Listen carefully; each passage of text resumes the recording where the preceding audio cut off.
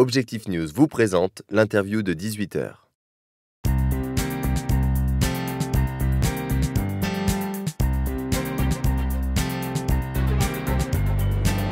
Bonsoir Marie-Christine Jaillet, vous êtes la présidente du CODEV, le conseil de développement de Toulouse Métropole, créé il y a un an tout juste par Pierre Cohen. Vous avez été confirmée dans vos fonctions par le nouveau maire de Toulouse, Jean-Luc Moudenc.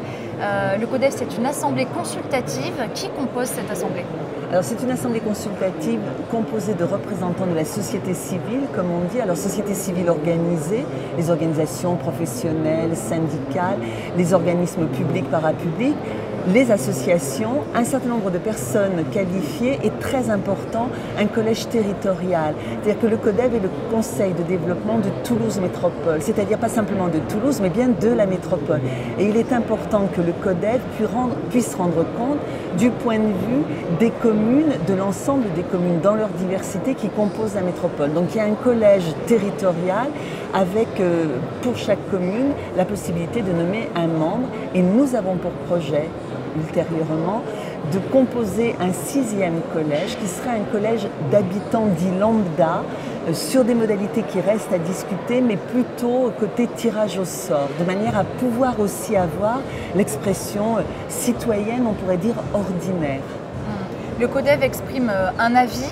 À qui le donne-t-il cet avis? À Jean-Luc Moudenc, le maire de Toulouse? Quelles sont les missions du CODEV finalement? Alors, les missions du CODEV, c'est de s'adresser à la communauté urbaine et donc à son président, donc Jean-Luc Moudenc comme président de Toulouse Métropole.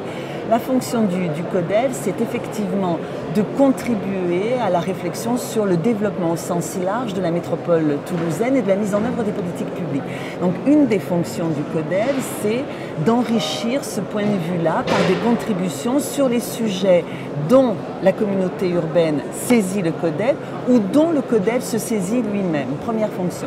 Deuxième fonction du CODEV, il est un des éléments du débat public, c'est-à-dire il est un des contributeurs du débat public. Aujourd'hui, par exemple, comment faire avancer la métropole toulousaine, comment faire que les habitants se retrouvent dans une construction qui est aussi une construction institutionnelle, mais qui ne peut pas être qu'une construction institutionnelle. Donc là, il y a un rôle effectivement d'animation ou de contribution à l'animation du débat public.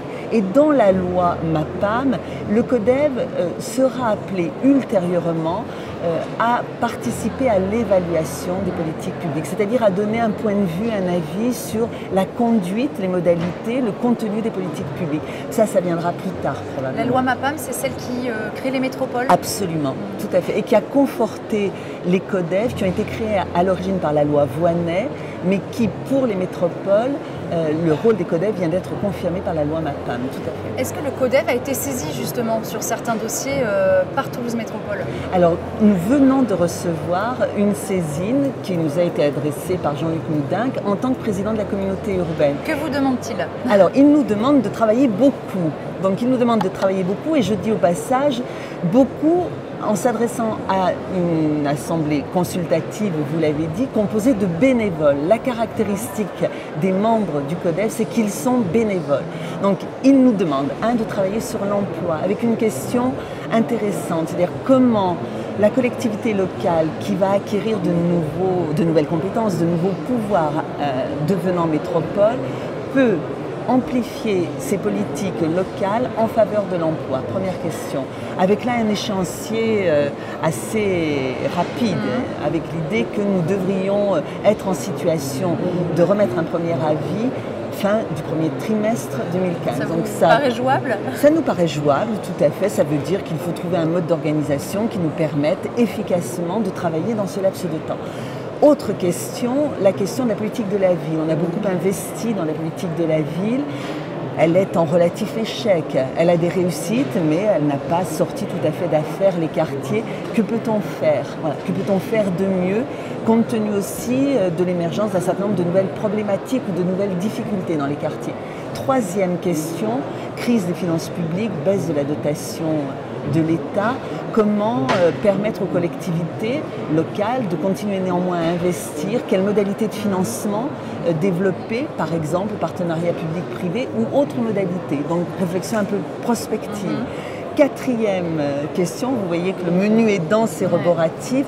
Quatrième question, comment à l'échelle européenne, dans une compétition, une concurrence aussi entre métropoles, comment singulariser, comment spécifier Toulouse en allant plus loin que les classements. Vous savez, il existe toute une série de classements qui classent généralement, d'ailleurs Toulouse et la métropole toulousaine assez bien, mais comment on peut la spécifier, la singulariser.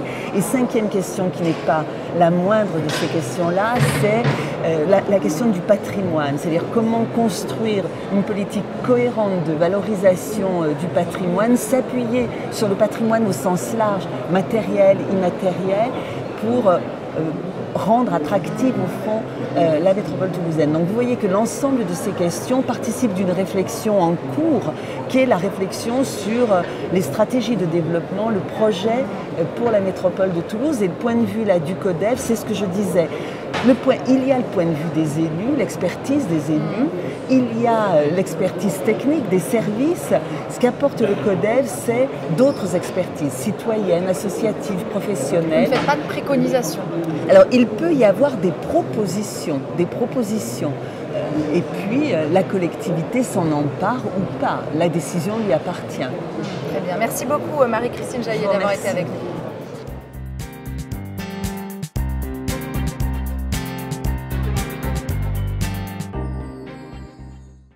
Objectif News vous a présenté l'interview de 18h.